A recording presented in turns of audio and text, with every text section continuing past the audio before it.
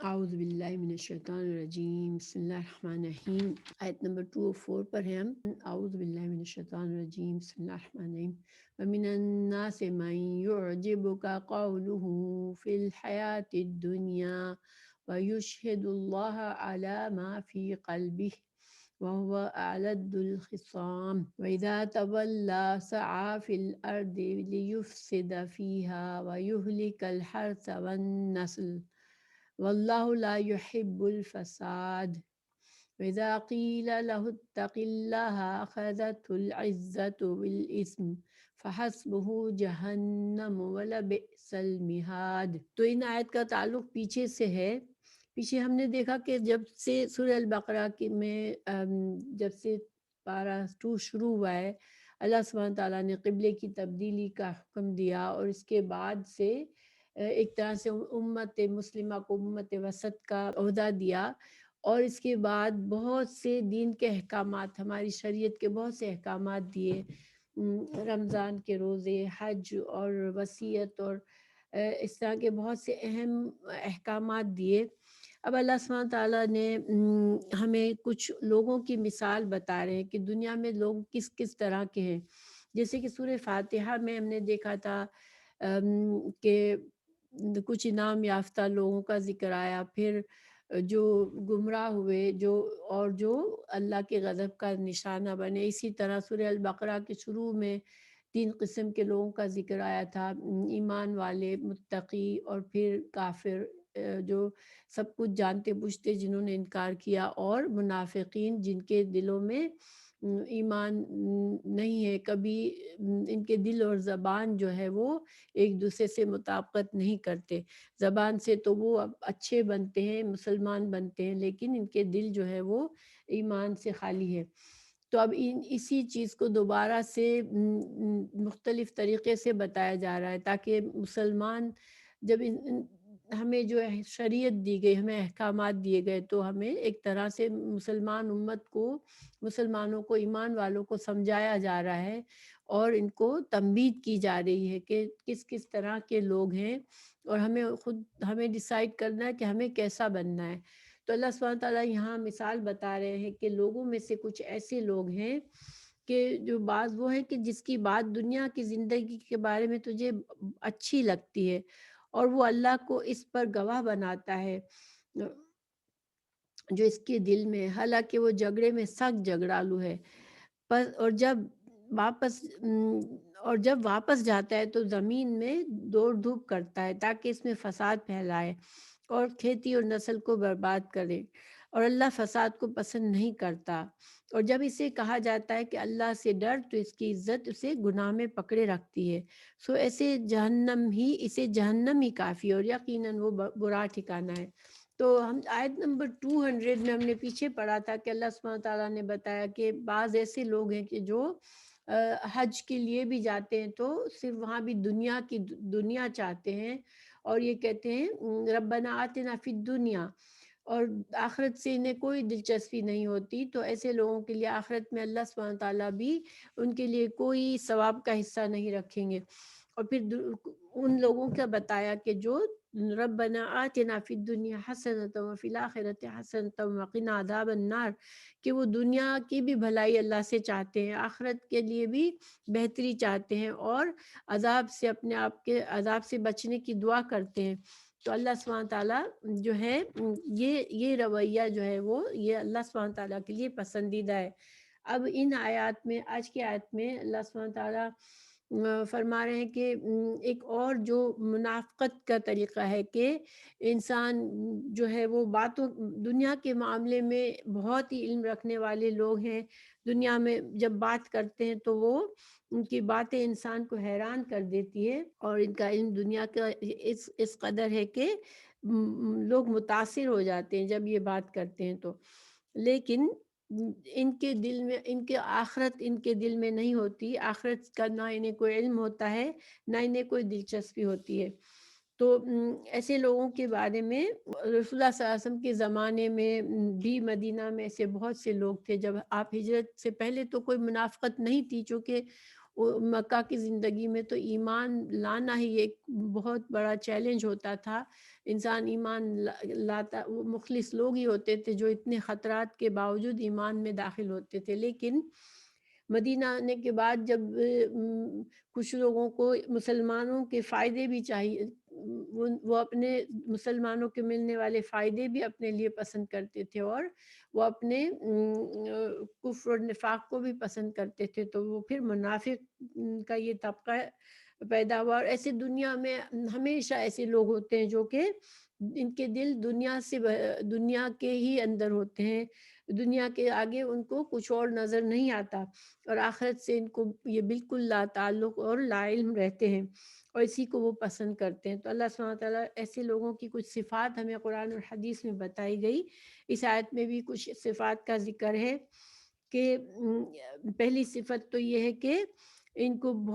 ان باتوں میں یہ بہت اچھی باتیں کر سکتے ہیں دنیا کے معاملے میں، اور لوگوں کو بہت زیادہ حیران کر دیتے ہیں. رسول اللہ صلی اللہ علیہ وسلم نے فرمایا اللہ تعالیٰ ہر سخت دل، متکبر، بخیل اور پیٹو سے بغض رکھتا ہے، جو بازاروں میں شور کرنے والا ہے، اور رات کو مردار اور دن کو گدھا ہے، اور دنیا کے معاملات کا عالم ہے اور آخرت کے معاملات کا سے جاہل ہے. تو رات کو مردار کا مطلب یہ ہے کہ رات کی عبادات سے اس کو کوئی تعلق نہیں ہے، رات بھر خوب سوتا ہے، اور دن میں وہ شور و غل کرتا ہے، لوگوں سے جگڑنا اور دنیا کے معاملات میں رہتا ہے وہ، اور اس کو دنیا کا علم نہیں تو بہت ہے، مگر آخرت سے وہ جاہل ہے. پھر دوسری صفت یہاں یہ بتائی گئی ان آیت میں کہ وہ جھوٹی قسمیں کھانے کا عادی ہوتا ہے، اللہ کی قسمیں کھا کھا کر اپنی سچائی اور اپنے اخلاص کا یقین دلاتا ہے.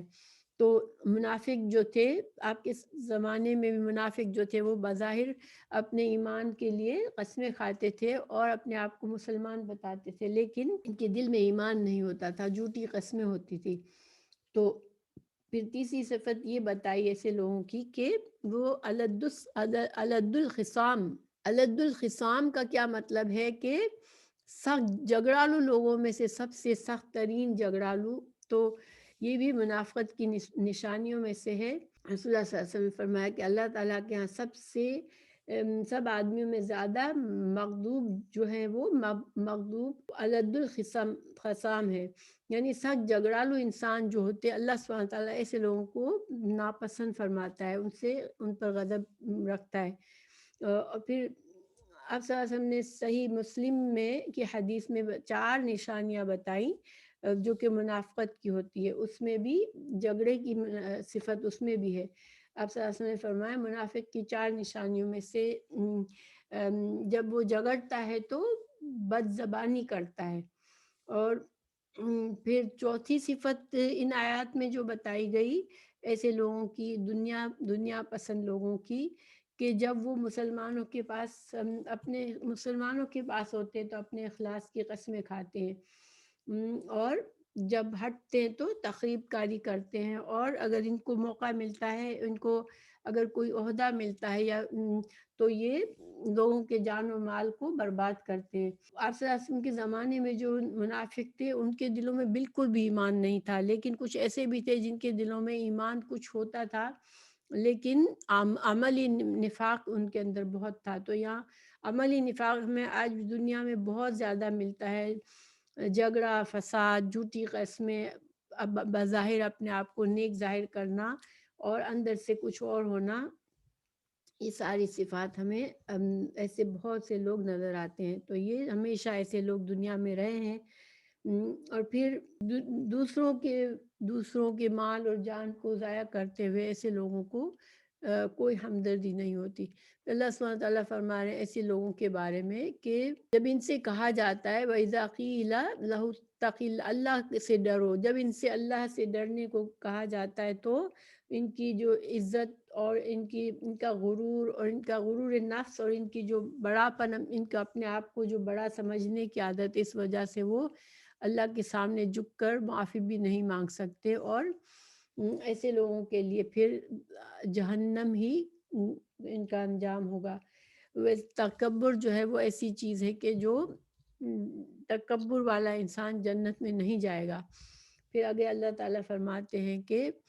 اب جو اللہ سبحانہ تعالیٰ جن لوگوں کا بتا رہے ہیں وہ ایسے لوگ ہیں جن کا ایمان سچا ہے. وَمِنَ النَّاسِ مَن يَشْرِي نَفْسَهُ ابْتِغَاءَ مَرْضَاتِ اللَّهِ وَاللَّهُ رَءُوفٌ بِالْعِبَادِ. بعض وہ ہیں جو اللہ کی رضامندی تلاش کرنے کے لیے اپنی جان بیچ دیتا ہے، اور اللہ ان بندوں کو پر بے حد نرمی کرنے والا ہے. تو جو مخلص مسلمان ہوتا ہے وہ اپنی جان اور مال سب اللہ کی رضا میں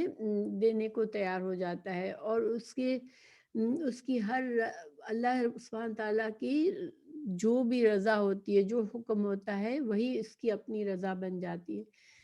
کیونکہ انسان کو اللہ نے اختیار دیا ہے، لیکن سب سے بڑی نیکی اور انسان کی وہ ہے جو ایمان کے ساتھ وہ اپنے اس اختیار کو اللہ کی مرضی کے آگے اس کو جھکا دے اور اللہ کی مرضی کو اپنی مرضی بنا لے، اللہ کے ہر حکم کو قبول کر لے. یہی ہے سودا کرنا، یہی اپنے نفس کا سودا اللہ سے کرنے کا مطلب یہی ہے کہ اللہ کی رضا کے لیے انسان اپنے آپ کو جھکا لے اور اللہ کے ہر فیصلے کو قبول کر لے. تو وہ اللہ سبحانہ تعالیٰ ایسے بندوں سے کے لیے رؤوف ہیں، بہت زیادہ شفقت کرنے والے ہیں. پھر آگے اللہ سبحانہ تعالیٰ اب جو ہے چونکہ یہ پچھلے جو بھی سارے احکامات تھے تو اب ان احکامات پر عمل کرنا مسلمانوں کے لیے، اس کے لیے یہ ذہنی تیاری مسلمانوں کی گئی، جو ایک وہ نقشہ کھینچا گیا کہ ایسے لوگ بھی ہیں اور ایسے لوگ بھی ہیں، تو تم کو کن میں سے بننا ہے. تو اللہ تعالیٰ آگے بتا رہے ہیں یا ایھا الذین آمنوا ادخلوا فی السلم کافۃ ولا تتبعوا خطوات الشیطان انہ لکم عدو مبین. تو اللہ سبحانہ تعالیٰ فرما رہے ہیں اے لوگوں جو ایمان لائے ہو، اسلام میں پورے داخل ہو جاؤ اور شیطان کے قدموں کے پیچھے مت چلو، یقیناً وہ تمہارا کھلا دشمن ہے. تو پورے اسلام میں داخل ہونے کا کیا مطلب ہے کہ اللہ سبحانہ تعالیٰ نے جو بھی ہمیں احکامات ہمیں قرآن اور حدیث میں دیے گئے ان کو سب کو ماننا، اور پورے دین کے پورے طریقے پر اپنے عمل، اپنے آداب، اپنے اخلاق، اپنے معاملات، ہر چیز کو اللہ کی مرضی اور اسلام کی شریعت کے مطابق ڈھال لینا. تو یہی پورا اسلام میں داخل ہو جانا ہے. اگر انسان اسلام میں اپنے آپ کو مسلمان سمجھتا ہے لیکن اپنی مرضی کا دین چاہتا ہے کہ جو چیز مجھے آسان لگے، جو چیز مجھے پسند آئے میں وہ کروں، اور جو میرے لیے مشکل ہو تو میں وہ چھوڑ دوں، تو یہ اس فرما برداری نہیں ہے. انسان اگر اپنے آپ کو اللہ کا بندہ سمجھتا ہے تو پھر اسے پوری مکمل فرما برداری کرنی اور اسلام میں داخل ہونا ہے. کیونکہ بنی اسرائیل پر بھی اللہ تعالیٰ نے سورہ البقرہ 85 میں تنقید کی کہ افتؤمنون ببعض الکتاب وتکفرون ببعض، کہ کیا تم کتاب کے بعض پر ایمان لاتے ہو اور بعض کے ساتھ کفر کرتے ہو. تو ان کو بھی تنبیہ کی گئی، ان پر بھی ناراضگی کا اظہار کیا اللہ نے، اور مسلمانوں سے بھی یہی کہا جا رہا ہے کہ پک اینڈ چوز نہ کرے. دین جو ہے ہمارا پورا کا پورا دین ہمیں اپنانا ہے، یہ نہیں کہ جو معاملات میرے لیے آسان ہو یا مجھے پسند ہو میں وہ کروں. اور آج دیکھیں مسلمانوں کا بھی یہی حال ہے کہ ہمارے رسم و رواج، شادی کے رواج، ہمارے موت میت کے رواج، ہمارے معاملات، ہمارے کپڑے پہننا، ہمارے سوشلائزنگ، یہ ساری چیزیں ہم بہت زیادہ دوسری قوموں سے متاثر ہیں، مگر ہمیں اپنے اسلامی شریعت کے مطابق جو چلتا ہے، جس کا حال حلیہ بالکل مسلمان بن کر وہ رہتا ہے، تو ایسے لوگوں کو بہت زیادہ پسند نہیں کیا جاتا، ان کو بیکورڈ سمجھا جاتا ہے. لیکن انسان کو اپنی شریعت، اللہ کے قانون پر چلنا چاہیے اور اللہ کے پسندیدہ کاموں پر کو قبول کرنا چاہیے. اور اس آیت میں دوسری ان لوگوں کے لیے بھی ہے کہ جو لوگ جیسے کسی اور مذہب سے اسلام میں داخل تو ہو جاتے ہیں لیکن پھر وہ اپنے رسم و رواج اور اپنے طور طریقوں کو دل سے نہیں چھوڑ سکتے، تو ان کو بھی کہا جا رہا ہے کہ اسلام میں اگر داخل ہوتے ہو تو پھر اگر اسلام کو قبول کیا ہے تو پوری طرح اسلام قبول کرو، کہ اللہ سبحانہ تعالیٰ کے پاس مکمل فرما برداری ہی قابل قبول ہے، ورنہ انسان کی پھر وہ اللہ کی فرما برداری نہیں ہے، بلکہ وہ اپنے نفس کی فرما برداری ہے کہ میرا نفس جو پسند کرے میں وہ کروں۔ فَإِن ضَلَلْتُم مِّن بَعْدِ مَا جَاءَتْكُمُ الْبَيِّنَاتُ فَاعْلَمُوا أَنَّ اللَّهَ عَزِيزٌ حَكِيمٌ۔ تو اگر قرآن اور حدیث کے آ جانے کے بعد، سارے دلائل سامنے آنے کے بعد بھی اگر انسان پھسلتا ہے اور اپنے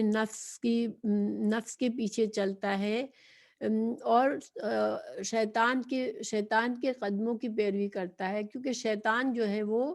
اس نے تو قسم کھائی ہے کہ وہ زیادہ سے زیادہ لوگوں کو جہنم میں لے جائے گا۔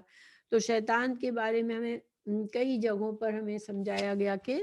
شیطان تمہیں ان چیزوں پر اکساتا ہے جو تمہیں اللہ کے دین سے دور کر دے اور تمہیں مشکل میں ڈال دے، تو تم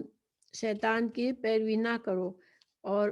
تمام جو دین پورا کا پورا آ چکا ہے، قرآن اور حدیث ہمارے پاس ہے، تو پھر ہمیں اس کے مطابق چلنا ہے۔ اگر انسان اس کے بعد پھسل جاتا ہے، علم آ جانے کے بعد بھی پھسلتا ہے، تو پھر اللہ سبحانہ تعالیٰ بہت غالب اور زبردست ہے اور بہت حکمت والا ہے۔ انسان کو اس سے ڈرنا چاہیے کہ اللہ کے قبضے سے کوئی باہر نہیں ہے۔ پھر آگے فرمایا گیا هل ينظرون الا ان ياتيهم الله في ظلل من الغمام والملائكة وقضي الامر والى الله ترجع الامور۔ تو اب اس کے سوا کس چیز کا انتظار کر رہے ہیں کہ ان کے پاس اللہ بادل کے سائبانوں میں آ جائے اور فرشتے بھی اور کام کے تمام کر دیا جائے اور سب لوگ اللہ ہی کی طرف لوٹائے جائیں۔ تو چونکہ یہاں پر اب ان لوگوں پر تنقید کی جا رہی ہے، رسول اللہ صلی اللہ علیہ وسلم دعوت دین کو جو مسلسل ٹھکرا رہے تھے، قریش اور مکہ کے جو مشرکین تھے اور دوسرے بھی مشرکین مختلف معجزات کے مطالبات کرتے رہتے تھے اور اللہ سبحانہ تعالیٰ کو دیکھنے تک کا مطالبہ کیا، فرشتوں کے آنے کا مطالبہ کیا، تو اللہ سبحانہ تعالیٰ نے یہاں پر ان سے کہا کہ بنی اسرائیل سے پوچھ لو۔ اللہ تعالیٰ نے بنی اسرائیل کو بھی بہت سے معجزات ان کو دیے۔ حضرت موسیٰ علیہ السلام کو کئی معجزات دیے گئے تھے اور بنی اسرائیل نے وہ معجزات دیکھے بھی، جانے بھی، اس کے باوجود وہ اپنی گمراہی سے نہ بچ سکے۔ حضرت موسیٰ علیہ السلام کو عصا دیا گیا تھا، ید بیضا دیا گیا تھا، پھر فرعون کے پر جو بیماریاں آئیں، فرعون کی قوم پر جو مصیبتیں اور آفتیں اور طوفان آئے، پھر کس طرح سے بنی اسرائیل کو اللہ تعالیٰ نے سمندر کو پار کر بنی اسرائیل کو پار کرایا، بننا سلوا اتارا، ان سب چیزوں کے باوجود بھی وہ اپنی ہدایت کے راستے پر نا استقامت کر سکے اور اللہ کے غضب کا نشانہ ہوئے۔ ایک طرح سے یہ ڈانٹا جا رہا ہے مکہ کے کافروں کو اور مشرکین کو کہ تم بھی کیا اسی راستے پر چلنا چاہتے ہو کہ تم معجزات کا مطالبہ کرتے ہو اور تم چاہتے ہو کہ فرشتے اب تمہیں نظر آنے لگے، لیکن جب انسان کو فرشتے نظر آتے ہیں تو وہ تو موت کے ہی فرشتے آتے ہیں، اور جب موت کا فرشتے نظر آ جائے تو پھر اس کے بعد کوئی معافی نہیں، کوئی ایمان نہیں۔ اگر اس سے پہلے انسان ایمان لے آیا، توبہ کر لی، تو وہ بچ جاتا ہے، ورنہ پھر عذاب سے نہیں بچ سکتا۔ اور اللہ سبحانہ تعالیٰ نے رسول اللہ صلی اللہ علیہ وسلم کو اس طرح کے معجزات بہت سارے نہیں دیے، کیونکہ اللہ کا طریقہ یہ ہے کہ جب کسی قوم پر کوئی رسول کو بھیجا جاتا ہے اور ان کے مطالبات پر معجزات دکھائے جاتے ہیں، تو معجزات کے آنے کے بعد بھی اگر کوئی نہیں مانتا تو پھر اس قوم کو ہلاک کر دیا جاتا ہے، جیسے کہ سمود کے ساتھ کیا گیا کہ اونٹنی کا مطالبہ کیا اور پھر جب اس کو مار دیا اس اونٹنی کو، تو ان کی قوم پر عذاب آیا۔ اسی طرح قرآن میں بہت سی قوموں کا ذکر ہے کہ جب معجزات کے مطالبات کے بعد سب کچھ دیکھنے کے بعد ہی ایمان نہ لائے، تو مہلت پوری ہوئی تو اللہ نے ان کو ہلاک کر دیا، اور اللہ سبحانہ تعالیٰ نے امت مسلمہ پر ایسا عذاب نہیں نازل کیا۔ اس وجہ سے آپ صلی اللہ علیہ وسلم کو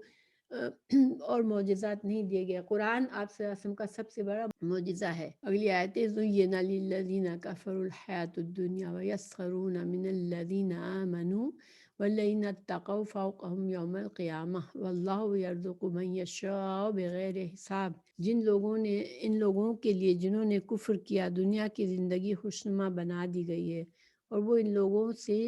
مذاق کرتے ہیں جو ایمان لے آئے، حالانکہ جو لوگ ڈر گئے وہ قیامت کے دن ان سے اوپر ہوں گے، اور اللہ جسے چاہتا ہے بے حساب دیتا ہے۔ تو جو ایمان دلائل دیکھنے کے بعد بھی جب انسان ایمان نہیں لاتا تو اس کی وجہ کیا ہوتی ہے کہ اس کی زندگی، اس کے دل میں دنیا کی محبت ہی اتنی سجی ہوئی ہوتی ہے کہ اسے آخرت نظر نہیں آتی۔ اور وہ جب مسلمانوں کو دیکھتا ہے جو کہ آخرت میں یقین رکھتے ہیں اور آخرت کی کے فائدے حاصل کرنے کے لیے اپنی دنیا قربان کرتے ہیں، تو ان کو یہ ایسے لوگ بیوقوف لگتے ہیں۔ اور آج بھی دیکھیں دیندار لوگ بہت زیادہ ہمیں جو لوگ بہت اللہ سے جڑے ہوئے ہوتے ہیں اور وہ دنیا کو بہت زیادہ اہمیت نہیں دیتے اور اپنے حق پر رہنا چاہتے ہیں، ایسے لوگوں کو بہت زیادہ بیوقوف سمجھا جاتا ہے، کیونکہ بظاہر ان کو وہ دنیا کے فائدوں کو کے حاصل کرنے کے لیے آخرت کا نقصان نہیں چاہتے ہوتے ہیں، لیکن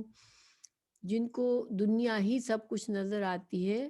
ان کو ایسے لوگ بیوقوف نظر آتے ہیں۔ لیکن اللہ سبحانہ تعالیٰ فرما رہے ہیں کہ جو لوگ اللہ کا تقویٰ کرتے ہیں اور دنیا کی محبت میں ڈوبے ہوئے نہیں ہوتے ہیں، وہ آخرت میں وہ بہت بڑے درجے پر ہوں گے، ان لوگوں کے مقابلے میں بہت آگے ہوں گے، اور اللہ سبحانہ تعالیٰ ان کو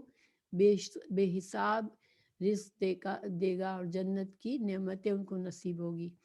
اللہ تعالیٰ ہمیں ان میں سے بنائے، آمین۔